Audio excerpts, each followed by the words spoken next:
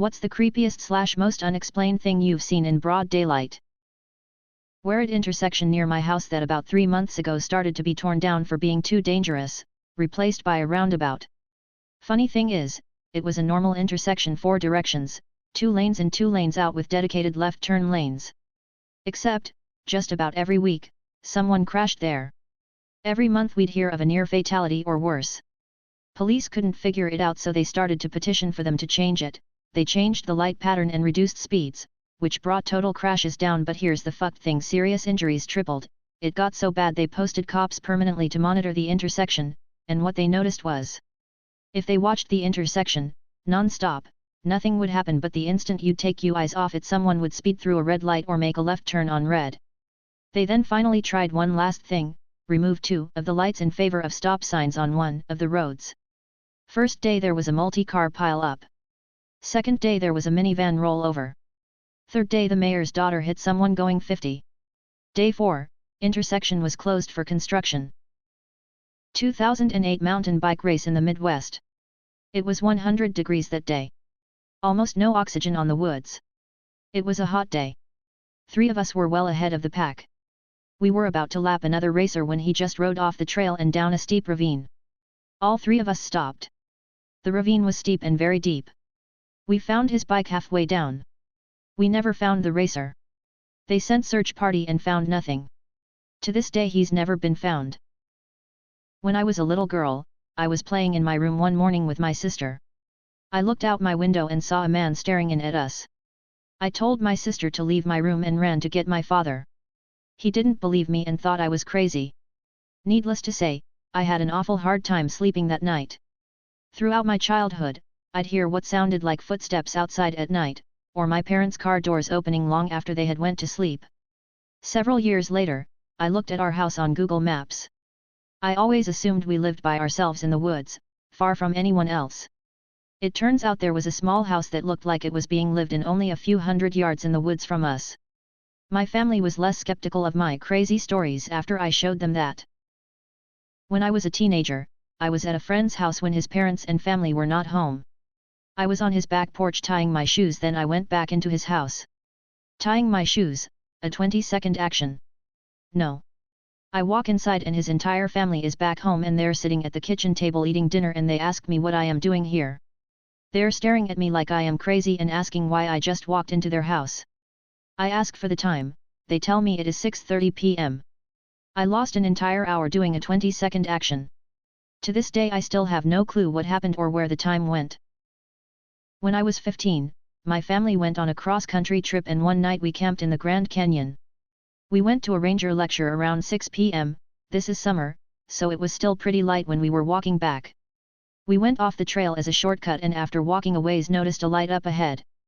As we drew closer there was a man sitting at a desk in the woods with a lantern. Just a full wood office-sized desk in the middle of the woods. I distinctly remember he had long sideburns and feeling like he was dressed like a man from the 1800s.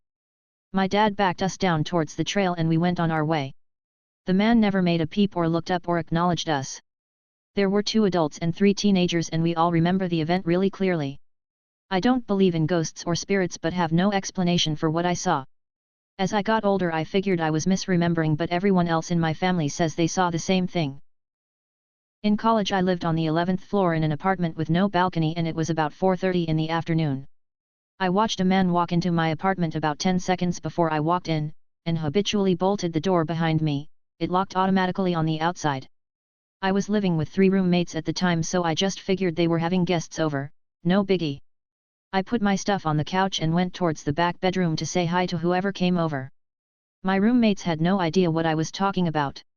It wasn't a big apartment but I searched everywhere. My roommates stayed in the back bedroom sufficiently freaked out. There was no one else in the apartment and the door was still bolted from the inside. I grew up in a pretty rural area of the United States on a decent-sized corn/soybeans farm that is about half and half farmland and forests. Naturally my friends and I really enjoyed goofing off in the woods as kids right up until we all left for college or other post-high school endeavors. The land is kind of rolling hills, but nothing crazy, and most of the land in every direction we had thoroughly explored. There really wasn't many nooks or crannies left, but hands down the creepiest thing that ever happened was when I was out in the woods alone, of course, on a bright hot sunny August day. Now the forest behind the farm had an almost bowl-shaped topography to it, in that the middle was a depression that for most of the year was a swamp, which was very difficult to get through. Like I said though, I'd seen just about everything for a good distance into those woods, including this cool old blue car from the 1940s, it was some kind of Studebaker, that had been parked by the edge of the swamp at one point long ago. However, the borders of the swamp had shifted many times and on this particular day the car was sitting in swamp water almost up to its windows. This wasn't anything new, but what was new was the man-woman. It sitting in the driver's seat. Whoever they were, they had long dirty blonde hair with colorful but dirty streaks almost like painted in. The best way I could describe it would be like if a girl painted her hair like an old-times clown and then fell in a mud puddle. Of course this freaked me the fuck out as soon as I saw it, heart pounding, adrenaline pumping, the whole 9 yards. I was facing the driver's side of the car, and while I was scared shitless initially, I scrambled to the left towards, and somewhat away from, the front of the car to put some distance between me and the car, but I didn't outright bolt. Again, it was a bright, sunny, beautiful summer day. Nothing to be too afraid of. I mean, I thought I was pretty confident in my youth that I could outrun whatever was in that car. I peeked around the corner of a tree and with my new vantage point, it was immediately clear that it was just some old JCPenney mannequin with a wig on. Still creepy as fuck as it hadn't been there ever before, but I had to admit whoever put it there had got me. Then it turned its head and those pupil-less cold eyes looked right at me. Long story short, I Usain bolted all the way back to my house and locked everything down like Fort Knox. A few weeks later, after my friends telling me I was full of shit, we went back to the car, again in the daylight, and it was still there. Numbers breed courage, I guess, and we went right up to the car and looked inside. It was definitely just a dummy, and it had some kind of MacGyver fishing line contraption that one could crudely control the dummy head with. The line ran out the other side of the car and around back of a tree a little ways into the swamp. Someone was there that day, and they knew I was looking at the car. Crossing at a busy intersection and seeing my perfect double walk towards me. We basically eyes locked until we passed each other. A total mindfuck. Even more disturbing. Instead of stopping and chatting and being amused by the entire biological coincidence, my immediate subconscious reaction was a massive rising internal rage that someone, somehow had stolen my face. Very, very weird. When I was 4 and my brother was 10, he stayed home from school and my mom left him to babysit me. She left numbers on the fridge and stuff and off to work. I don't know how much longer after she left it happened, but we heard our dog barking viciously, which was completely out of character for her. At this point my brother and I are in the kitchen waiting for our biscuits in the oven, and the sound of Fluffy barking gets incredibly louder, which meant she was in the front lawn around the side of the kitchen entrance. The gate that led to the back was a little further down the side of the house, and whoever was outside was in the gap in between, out of Fluffy's reach. My brother opens the kitchen curtains to see if he could get a view as to what's going on. Right as he opened the curtains, there was a man looking right down at us, almost like he expected my brother to open the curtains. The doorknob began to rattle and my brother ran to the living room and grabbed the phone, taking me with him. As soon as he got on the phone, the rattle stopped. My mom came home and at the same time the police showed up for a statement. They never found the guy. My brother remembers it as vividly as I do, and it's the creepiest thing I've ever lived through. While this can be explained, the image still creeps me out to this day. It was around the time of planking craze. I had no idea what it was and hadn't heard anything about it. Got a taxi into town and was walking around the city center and life was normal. I then take a turn into the town square and there was around 200 people planking everywhere on everything. I don't know what was going on. I thought there may have been gunshots or a bomb. Or maybe the world was ending. I then asked someone next to me and they explained it and we laughed it off, but for that brief moment of time I'll never forget that uneasy feeling. I used to live on a farm and one morning there was a full horse leg on our driveway. Like still had part of the hip attached and was fresh. We sprinted down to our horse paddock to find all our horses completely fine. We disposed of the leg and never got an explanation. Very creepy. P.S. This happened in Canberra, Australia, so there's no mountain lions or bears around here. A man with freshly exposed bone on his arm and missing a substantial amount of skin and muscle walked up to me in a parking lot asking me calmly for cigarettes. It really freaked me out, and told him I was calling 911 for him. He immediately ran off and I gave his description to 911. There wasn't much blood, but the guy clearly needed immediate medical attention. This was in San Jose on an afternoon about 5 to 6 years ago. Still have that image giving me nightmares to this day. Me, my two brothers and our uncle were running down the lake in his boat on a beautiful summer's day. Blue sky as far as the eye can see. Until we looked towards the north shoreline, and saw a smallish passenger jet flying low. Until it went below the tree line and disappeared. We were flabbergasted, because our family has been in the area for over 100 years and there is not an airstrip in that direction, anywhere. There was no loud bang. No fireball, nothing. No way it had crashed. We still don't know how it was possible, that it did what it did. Creepy but explainable. My dad is a paramedic, and one call took him to an SUV that had driven into the river and was being towed out. The car was obviously not working and the two guys inside had already passed away.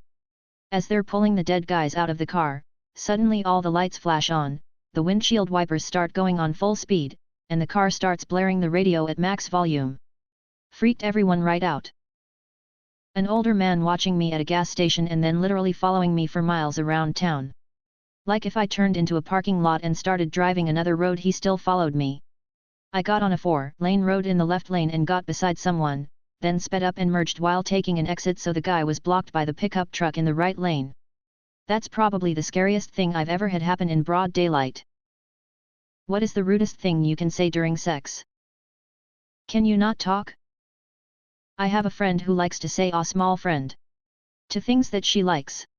Usually reserved for cute dogs, tiny kittens, others along that line. For some baffling reason she blurted it out when she and a guy were gonna get down to business. She swears up and down that she wasn't thinking and didn't mean for it to be a comment on his size, but there's no coming back from that. I'm gonna hate myself when I sober up. Are you even trying when they clearly are? Edit, damn guys, thanks for the upvoted and awards. I was trying with this comment and it clearly shows. Another person's name. Had better.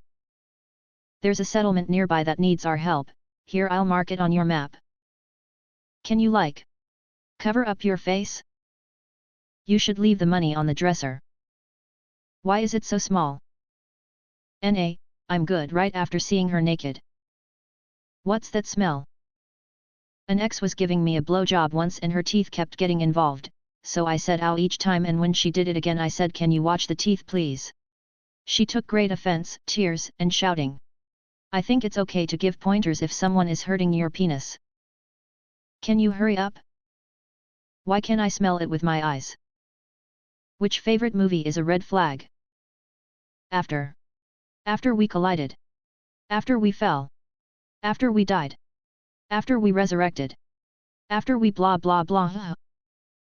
90% of romantic movies portray toxic relationships and it's where you find all the red flags. I really like Joker but I don't tell people that. Transformers the G1 animated movie, if they have taste that good I'm getting dumped. Human Centipede. Suicide Squad, but only for the couples that use Harley Quinn and the Joker as their inspo. As someone who lives in NYC. Wolf of Wall Street. Nearly every guy working in finance here will bring it up within the first 10 minutes of conversation. Passengers, 2016, if it is watched as a romance rather than the horror it is. Birth of a Nation. A Serbian film. 50 Shades of Grey.